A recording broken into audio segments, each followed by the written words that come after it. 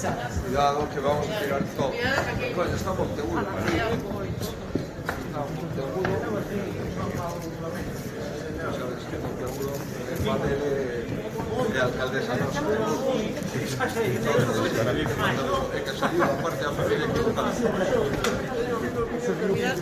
Sí, e a irmá se ríe de él. Buenas tardes. ¿Qué tal? Alfonso X Sabio.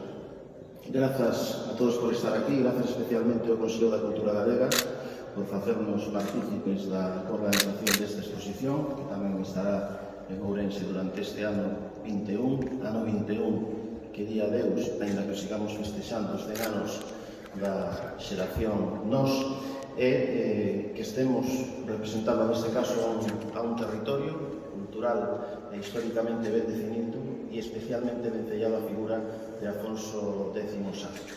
Esa vida a relación tanto de Alfonso, o rei sabio, como de seu pai, Fernando, o rei santo, con Allariz e con Maceda, precisamente hoxe, 12 de xaneiro, tamén se cumplirían 121 anos do nacemento doutra persona que naceu en Maceda, do cardenal Quiroga Palacios, estamos na iglesia, arzobispo de Compostela, que ademais foi tamén elevado a cardenal por Papa Pío XII nun 12 de xaneiro, nese caso de 1952, e todos estes datos confluen para falar, neste caso, de Alfonso X Sabio, e dicir que é ben sabida a relación que tuvo con estas terras, neste caso con Allariz e con Maceda, como dixen antes, moitos investigadores ao longo do tempo, no Pai Sarmiento no século XVII, ata Milá e Fontanals, o Marqués de Mondeja, Antonio Ballesteros, Marcelo Macías, Otero Pedrallo, Filgueira Valverde,